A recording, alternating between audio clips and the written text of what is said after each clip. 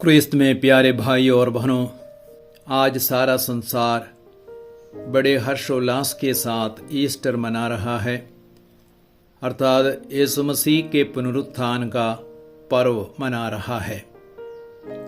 क्रिस्ती विश्वासियों के लिए ईस्टर सबसे बड़ा पर्व है और क्रिस्ती विश्वास का आधार है। मृत्यु पर विजय का पर्व है और बाइबल का एक मुख्य संदेश यह है कि यीशु जीवित है क्योंकि वह जी उठा है। यीशु के आगमन के करीब 1000 वर्ष पहले राजा दाऊद ने यीशु के पुनरुत्थान के बारे में भविष्यवाणी की थी। स्तोत्र ग्रंथ अध्याय 16 वाक्य संख्या 10 और 11 में हम पढ़ते हैं, क्योंकि तू मेरी आत्मा को अधोलोक में नहीं छोड़ेगा, तू अपने भक्त को कब्र में गलने नहीं देगा, तू मुझे जीवन का मार्ग दिखाएगा। तेरे साथ रहकर परिपूर्ण आनंद प्राप्त होता है और तेरे दाहिने सदा के लिए सुख शांति। अर्थात यीशु के आगमन के 1000 वर्ष पहले राजा दाऊद ने भविष्यवाणी की थी यीशु के बारे में कि वह यीशु की आत्मा को अधोलोक में कब्र में नहीं छोड़ेगा और भक्त को कब्र में गलने नहीं देगा। जैसे राजा दाऊद ने भविष्यवाणी की, वैसे ही यीशु मृतकों में से जी उठे। और पुनरुत्थान का संदेश क्या है? पुनरुत्थान का एक मुख्य संदेश यह है कि यीशु जीवित है क्योंकि वह जी उठे हैं।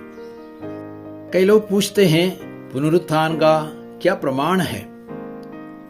पुनरुत्थान का एक प्रमाण यह है, खाली कब्र, सिर्फ यीशु की कब्र आज भी खुली है। यानी जितने भी लोग मर गए हैं उनकी सारी कब्रें बंद है, लेकिन यीशु की कब्र खुली है।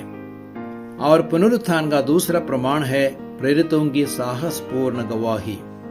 प्रेरित चरित्र अध्याय 2 वाक्य संख्या 23 और 24 में पेंतकोस्त के दिन में पेत्रुस बड़े साहस के साथ बोले, आप लोगों ने उसे क्रूस पर चढ़ाया, किंतु ईश्वर ने उन्हें पुनर्जीवित किया।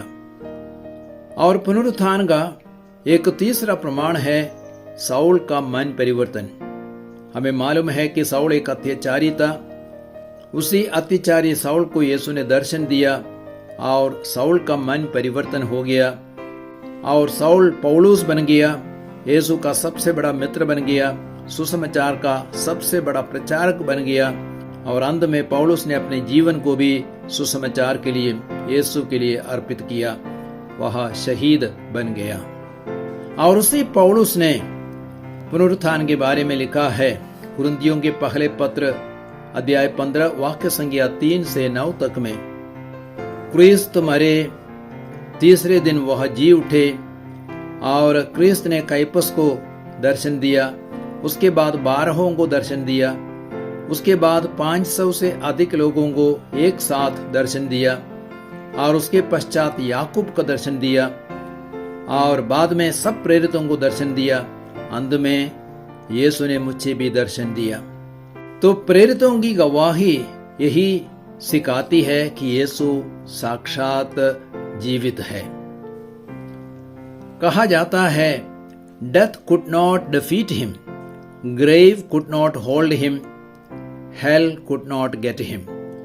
अर्थात मृत्यु उसको पराजित नहीं कर सकी, कब्र उसको नहीं रख सकी और नरक उसको नहीं पा सका। पुनरुत्थान का एक दूसरा संदेश है, हमें यीशु जैसे नई सृष्टि बनना है, हमें नया बनना है। रोमियों के पत्र अध्याय 6 वाक्य संख्या 6 में संत पौलुस कहते हैं, हमें कभी नहीं भूलना चाहिए कि हमारा पुराना स्वभाव उन्हीं के साथ क्रूस पर चढ़ाया जा चुका है, जिससे पाप का शरीर मर जाए और हम फिर पाप के दास ना बने। तो हम पहले पाप के दास थे और अब हमें अपने पुराने स्वभाव में नहीं जीना है। हमारा पुराना स्वभाव क्रूस पर चढ़ाया जा चुका है। अब हमें नया जीवन जीना है। रोमियों के पत्र अध्याय 6:11 में संत पौलुस कहते हैं, आप लोग भी अपने को ऐसा ही समझे, पाप के लिए मरा हुआ और ईसा मसीह में ईश्वर के लिए जीवित। कोलोसियों के पत्र अध्याय 3 में वाक्य संख्या 1 और 2 में संत पौलुस कहते हैं, यदि आप लोग मसीह के साथ ही जी उठे हैं, जो ईश्वर के दाहिने विराजमान है, तो ऊपर की चीजें खोजते रहें। आप पृथ्वी पर की नहीं, ऊपर की चीजों की चिंता किया करें। अक्सर हम मनुष्य पृथ्वी की चीजों को खोजते रहते हैं, चाहे भोजन हो, कपड़े हो, घर हो, मकान हो, गाड़ी हो। उन चीजों की खोज में इंसान अपना जीवन बिताता है। लेकिन संत पौलुस कहते हैं, आप पृथ्वी पर की नहीं, ऊपर की चीजों की चिंता किया करें। मत्ती के सुसमाचार अध्याय 6 वाक्य संख्या 33 में यीशु स्वयं कहते हैं, तुम सबसे पहले ईश्वर के राज्य, उसकी धार्मिकता की खोज में लगे रहो, अन्य सभी चीजें तुम्हें यूं ही दी जाएगी। एफेसियों के पत्र अध्याय 4 वाक्य संख्या 22 और 23 में संत पौलुस कहते हैं, तो आप लोगों को अपना पहला आचरण और पुराना स्वभाव त्याग देना चाहिए, क्योंकि वह बहकाने वाली दुर्वासनाओं के कारण बिगड़ता जा रहा है। आप लोग पूर्ण रूप से नवीन आध्यात्मिक विचारधारा अपनाए और एक नवीन स्वभाव धारण करे, जिसकी सृष्टि ईसा के अनुसार हुई है और जो धार्मिकता तथा सच्ची पवित्रता में व्यक्त होता है। तो हमें अपना पहला आचरण को, पुराने स्वभाव को त्यागना है, हमें एक नए आचरण को अपनाना है और हमें ईसा मसीह जैसे बनना है। प्रभु यीशु बिल्कुल पवित्र थे, हमें पवित्र बनना है। यीशु विनम्र थे, हमें विनम्र बनना है। यीशु क्षमाशील थे, हमें क्षमाशील बनना है। यीशु दयालु थे, हमें दयालु बनना है, अर्थात हमें नए स्वभाव को धारण करना है। कुरिन्थियों के दूसरे पत्र अध्याय 5 वाक्य संख्या 17 में संत पौलुस कहते हैं, जो ईसा मसीह के साथ एक हो गया है, वह एक नई सृष्टि है। तो यदि हम लोग नई सृष्टि नहीं बने हैं, इसका मतलब यह है हम लोग ईसा मसीह के साथ अब तक एक नहीं हुए। हमें यीशु के साथ एक बनना है, अर्थात हमें उनके विचारों को अपनाना है और उनके मार्ग पर चलना है, उनके वचन के अनुसार जीना है। तब हम यीशु मसीह के साथ एक बनेंगे और हम नई सृष्टि बनेंगे। पुनरुत्थान का एक तीसरा संदेश है, डरिए नहीं।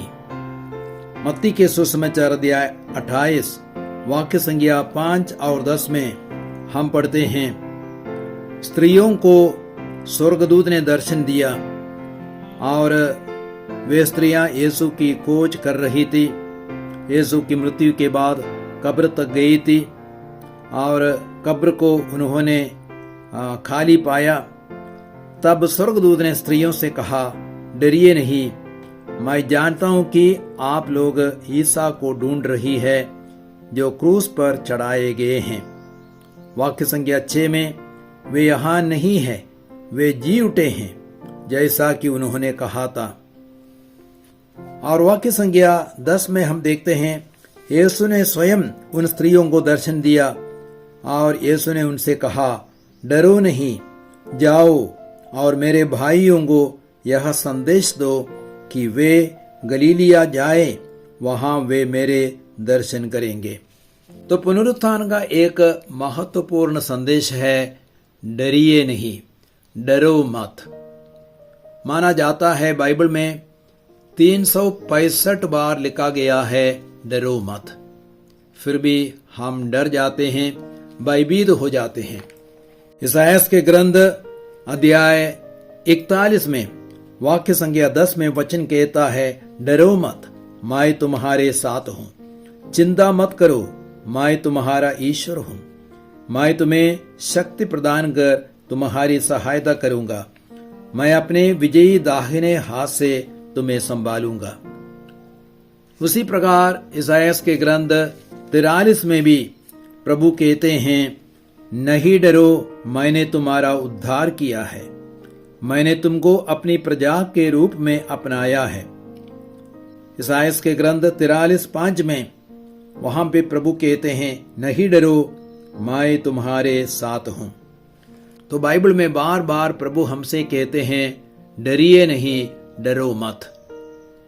हमारे देश में, संसार में कई जगह भारी अत्याचार हो रहा है क्रिश्चियों के विरुद्ध। वे उत्पीड़ित किए जा रहे हैं, हमारा विरोध किया जा रहा है, हम बंदीगृह में डाले जाते हैं और हम मारे जाते हैं, हमारी हत्या होती है। लेकिन ऐसे माहौल में भी प्रभु कहते हैं, डरिए नहीं, डरिए नहीं।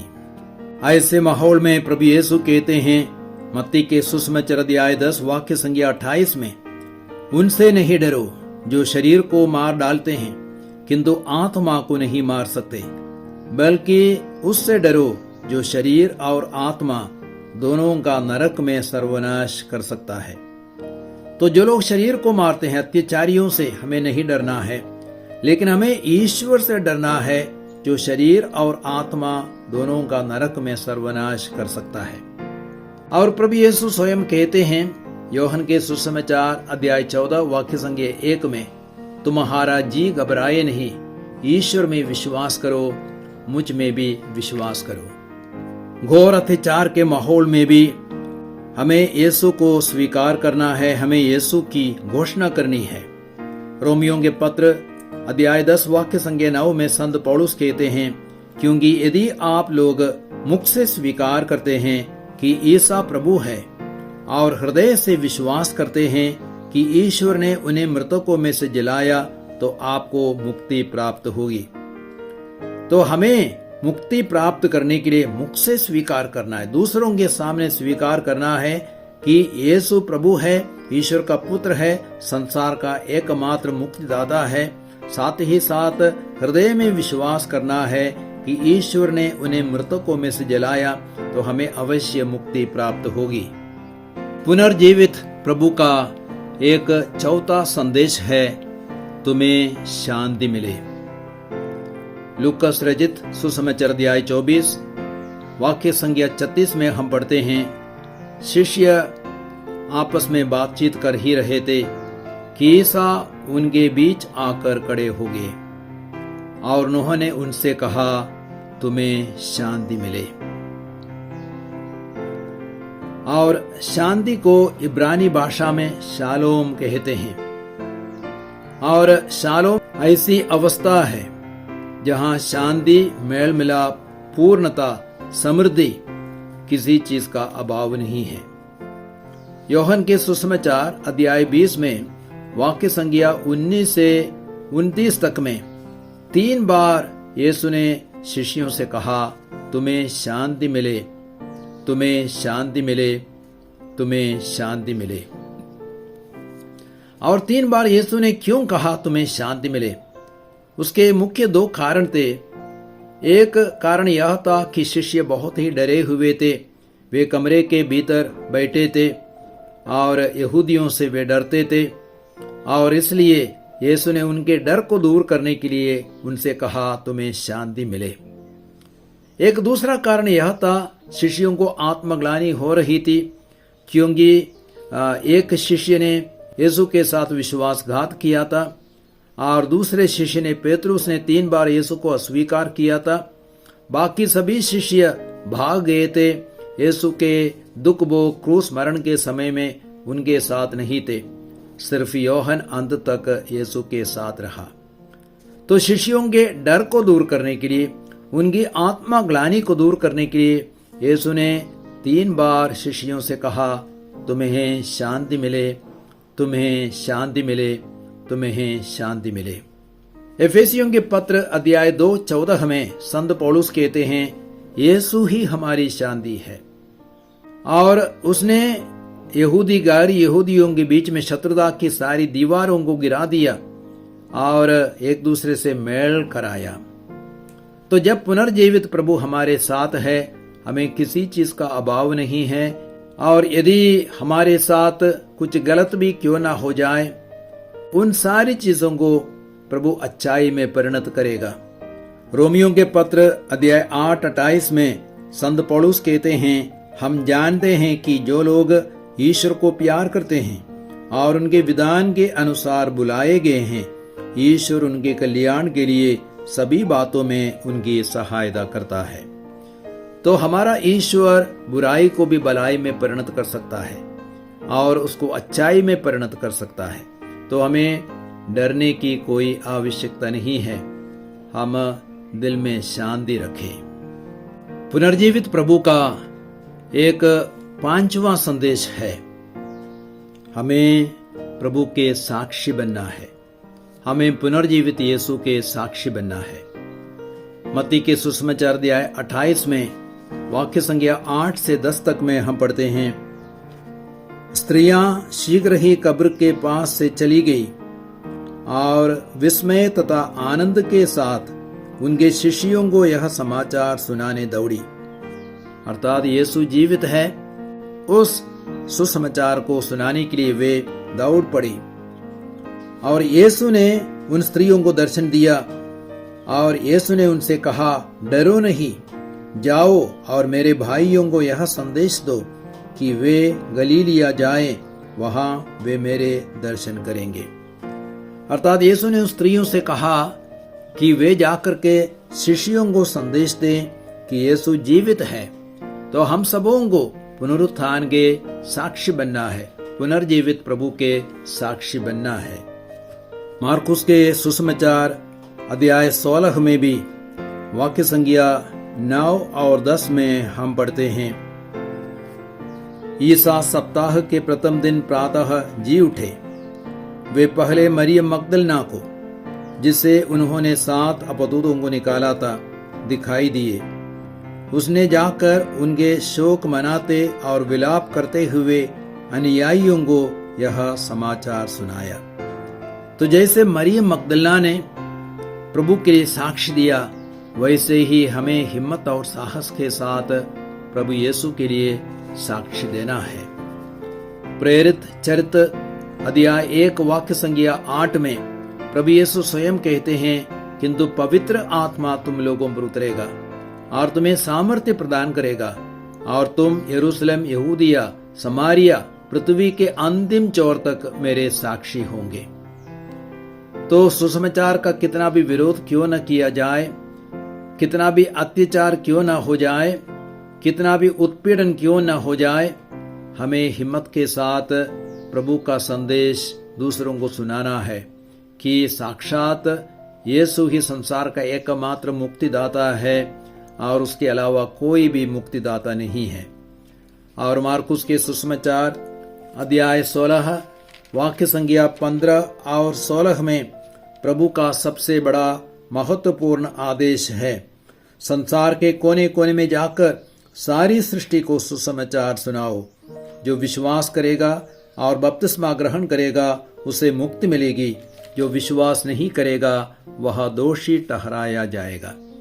तो यह प्रभु का अंतिम आदेश है और उसको गंभीरता से लेना है और उसको अपने जीवन में उतारना है।